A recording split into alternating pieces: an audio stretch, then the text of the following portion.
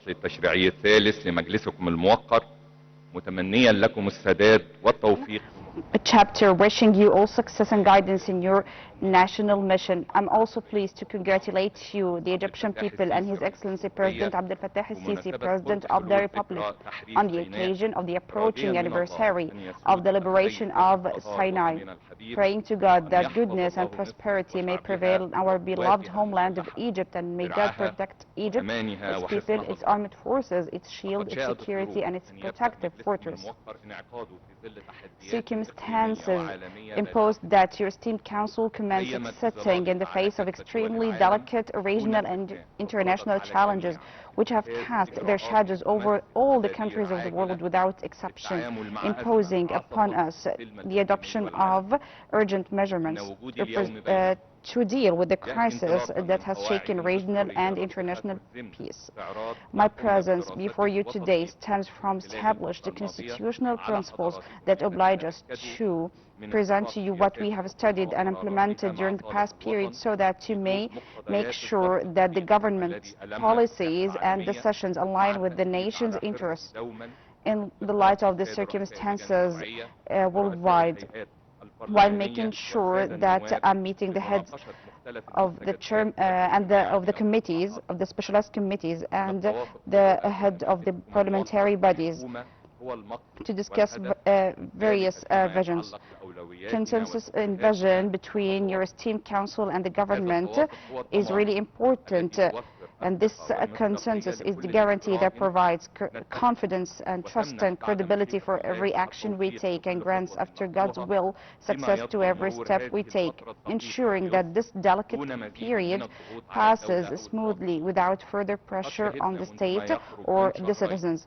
Nearly 2 months ago, we witnessed a new war within our regional surroundings, added to a series of conflicts and other wars from which the region has suffered over the past few years. But this time, the repercussions were more powerful on the global level and more profound in the international political and economic scene, concurrent with the American-Israeli-Iranian war. And from its first days, there were grave aggressions against our Arab brothers in Gulf states, Jordan and Iraq, and violations of the sovereignty of these countries, which produced new variables and developments in dealing with this crisis, and imposed necessary political and diplomatic efforts through deeper and greater communication with our regional and international partners to deal with the current situation. Here we must mention the role of the Egyptian diplomacy and the movements led by His Excellency President Abdel Fattah el-Sisi, President of the Republic, since the first day of war. Egypt focused its efforts along 2 main tracks, namely, those are, first, supporting our brothers in the Arab Gulf and strengthening their resilience in facing of the repercussions of the escalation. Second, pushing towards a political and diplomatic negotiation track that leads to stopping the war and containing the crisis. Egypt's external moves regarding the crisis stemmed from the constance of the Egyptian policy throughout the time, which hold that the security of our Arab brothers is an integral part of the Egyptian national security, and any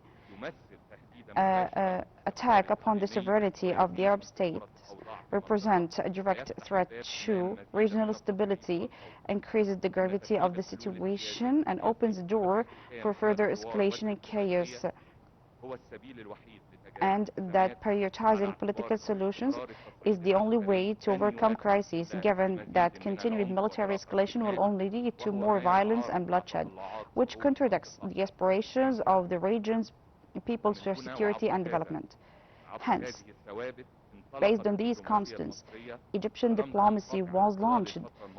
It visits, calls, joint coordination with Arab brothers have continued. Egypt saved no effort in participating and engaging in diplomatic efforts alongside the regional partners to calm the situation until today. The war posed military and political challenges. It also posed unprecedented economic challenges that affected all the countries around the world, either at the level of energy supplies, supply chains, inflation rates, prices, transport rate, industry, and tourism, in a way that quickly pressured the global economic situation and left effects that the whole world suffered from immediately. These pressures were clear through a number of scenes. Allow me to review them with you.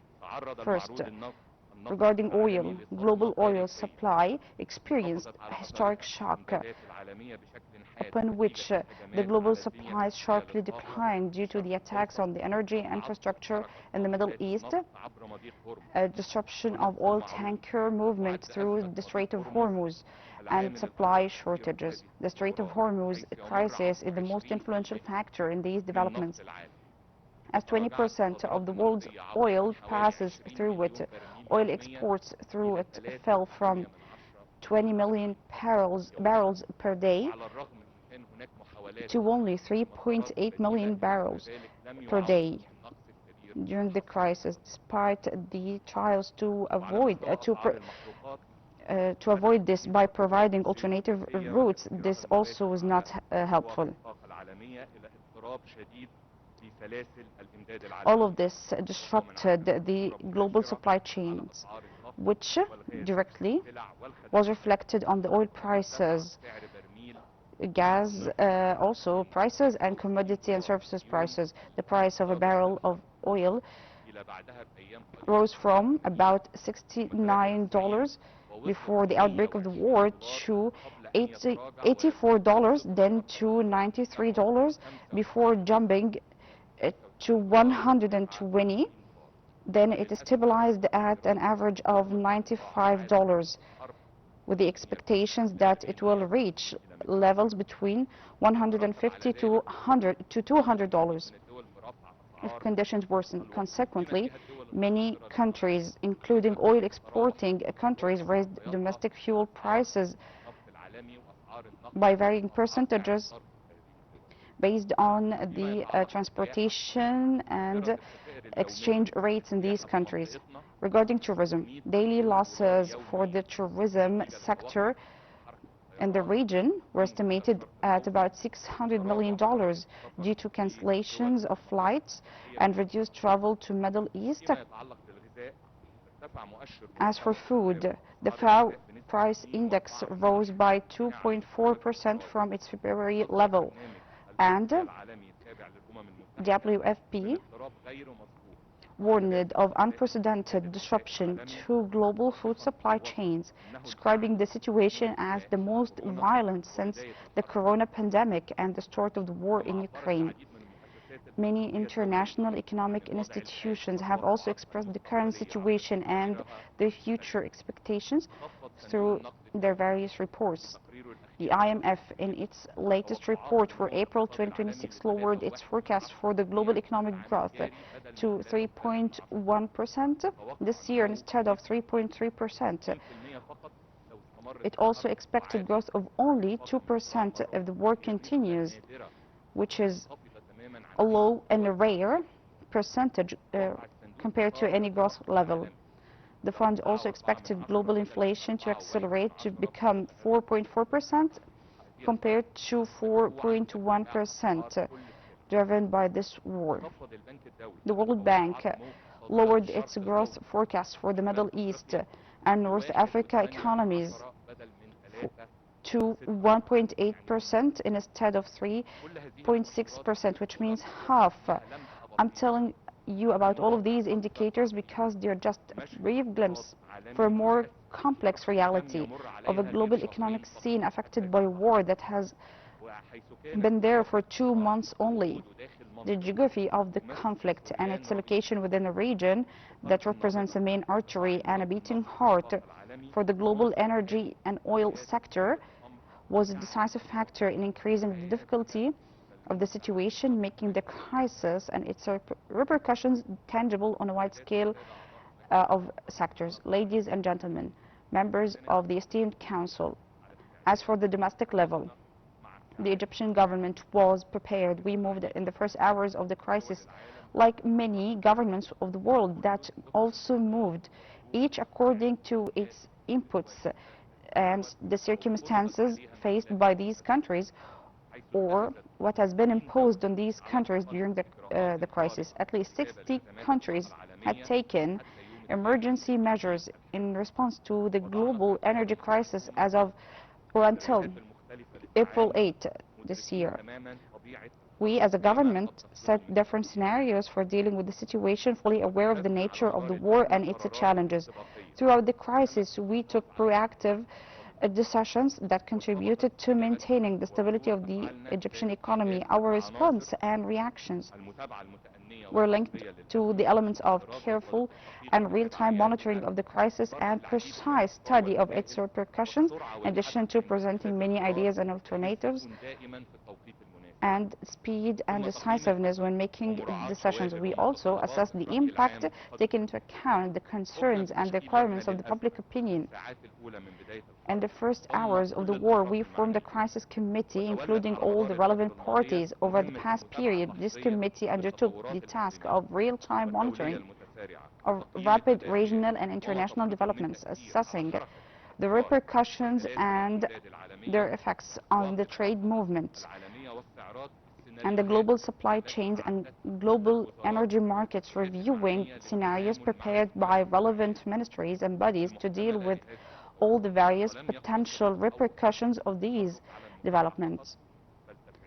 Actions were not limited to monitoring only, but it also integrated a package of proactive measures that included securing energy needs, ensuring continuity of supply chains, managing the pressure on the markets, which maintains the cohesion of the economy under these exceptional circumstances. Because the safety of any Egyptian abroad is always at the top of our priorities, when any war or conflict breaks out, the Egyptian government was keen on to follow up the situation of the Egyptian communities in the region. The Ministry of Foreign Affairs formed a working cell at the ministry to receive any inquiries from the Egyptian communities in the region, in addition to a hotline that was activated to receive any inquiries regarding the situation and safety of the communities around the region. The strategic commodity situation was secured during the crisis, ensuring that reassuring stocks of strategic commodities and safe reserves of various medicines and medical supplies were available in the local market, as well as the availability of raw materials necessary for pharmaceutical manufacturing, and securing future contracts for various commodities to secure the needs of the local market for up to several months. Of course, you can say that there is any disruption in any commodity and no disappearance for any commodity. Thanks to God, there was daily follow-up on the regularity of supply chains, in addition to full coordination with relevant authorities to expedite the customs release procedures for shipments as they arrive, while continuing the policy of diversifying import sources to enhance the flexibility of the production and to limit the impact of the crisis, in addition to continuous follow-up of the contracting file to ensure coverage of needs for future periods in a safe and sustainable manner. I'd like to confirm that, thanks to God, no shortage of any kind happened to the markets during the crisis. There was a daily coordination, literally daily coordination with the central bank, and we worked to provide any required foreign currency needed to secure food commodities and production requirements to ensure the sustainability of production processes. And thanks to God, we had cash reserves and solvency that gave the Egyptian economy flexibility in dealing with the repercussions of the current crisis due to the monetary policy adopted by the state based on the exchange rate flexibility and inflation targeting. which proved successful in this crisis in full coordination with the Central Bank of Egypt. At the level of the direct support to the citizens, last February we announced a direct cash support package worth of 40 billion Egyptian pounds to support the most vulnerable and lowest income groups during the months of Ramadan and the feast or Eid al-Fitr, covering a total of 15 million families alongside other interventions to support the tourism and sector. In the midst of the regional crisis, we decided to raise the value of wages in the state's general budget for the next fiscal year, 2026-2027, by 21% over the previous year and raise the minimum wage to 8,000 Egyptian pounds per month at a total cost estimated about 100 billion Egyptian pounds starting from July, along with approving periodic bonuses for employees. The government ensured the sustainability of natural gas supplies by diversifying supply sources and adopting an integrated digital system for managing and trading petroleum products, aiming to enhance supply governance and tighten control to ensure fair distribution across all government rates, as well as monitoring consumption rates and actual needs during past period. Thanks to God, all levels of supplies and strategic reserves of petroleum products and natural gas were safe and met the needs of the vital sectors and the local market regularly over the past period. I'd like to remind you that during the first war between America, Israel and Iran last June of last year, that lasted for 12 days, it was of course a surprise, we had to stop the gas supplies to the industries and manufacturing sector. But this time we were aware of the scenario, we were careful that the war would be repeated. We were keen on accordingly to diversify our sources of gas, which provided supply over the past period. At the level of government spending rationalization, a set of measures were taken, including agreement to cancel government events, reduce official travel, and cut fuel allocations to the government vehicle by 30%. Regarding energy consumption rationalization, the most significant impact of the current war was on the energy sector. We were impacted by the rise in global energy prices, which prompted the decision to raise the fuel prices in order to ensure our ability to sustain the provision of the local needs and keep production wheel turning. For example, the cost of imported natural gas saw unprecedented rise. The monthly bill jumped from $560 million to about $1.65 billion, an increase of $1.1 billion monthly to secure the needs of electricity and industry. With the expectations that the crisis will continue, possibly for several months, it was necessary to take additional measures based on the current situation, including the decision to related to the closing times of commercial shops, the decision to activate remote work, and reducing the lighting of the streets and the billboards, rationalizing electricity consumption in all government buildings and facilities during official working hours, as well as reviewing fuel consumption in various government sectors, accelerating the operation of public transport means, launching an awareness campaign throughout all the media, calling on citizens to rationalize electricity consumption, adhering to modern operating patterns to reduce fuel consumption at power plants, improving performance rates and energy efficiency, and accelerating the implementation of expansion plans in the fields of new and renewable energy. The rationalization plan is still under evaluation to study the volume of savings it has achieved. However, the preliminary indicators suggest savings during the first week amounting to 18,000 megawatt per hour, fuel saving of 1.5 million cubic meters, and on the remote work day, saving reached 4,700 megawatt. Councillor, Head of the Parliament, ladies and gentlemen, members of the esteemed Council, energy rationalization during the past period was not a choice, but it was a necessity imposed upon us by the current crisis. For that reason, we worked for the purpose to propose many measures.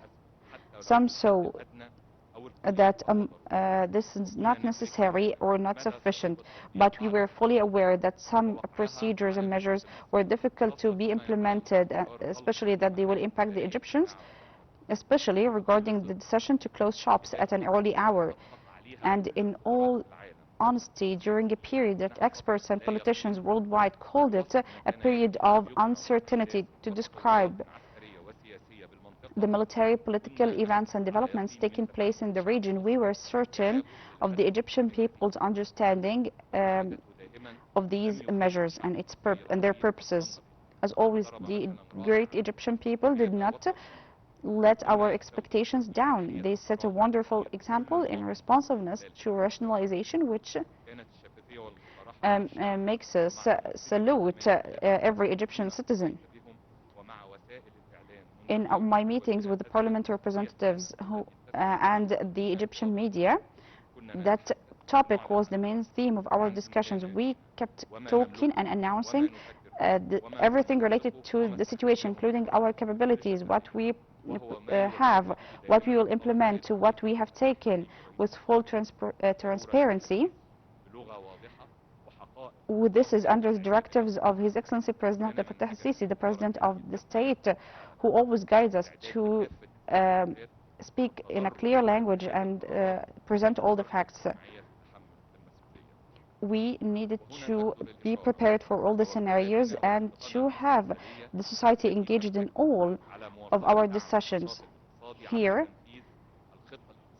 I'd like to speak about the socio-economic plan for 2026-2027, the fiscal year, which includes injecting total investments estimated at £3.8 trillion and aims to enable the role of the private sector as an engine of the development by raising its contribution to total investments to 60%. Also, we had a direction to maximize the benefit from the new and renewable energy, which is the optimal path to enhance the flexibility by reducing reliance on conventional fuel and creating a balanced energy mix. Over the past years, the government has worked on a systematic and deliberate expansion in new and renewable energy projects. In this context, I'd like to share the figures with you. The state has achieved unprecedented leap in electricity generation capacities from renewable energy, rising from 5,900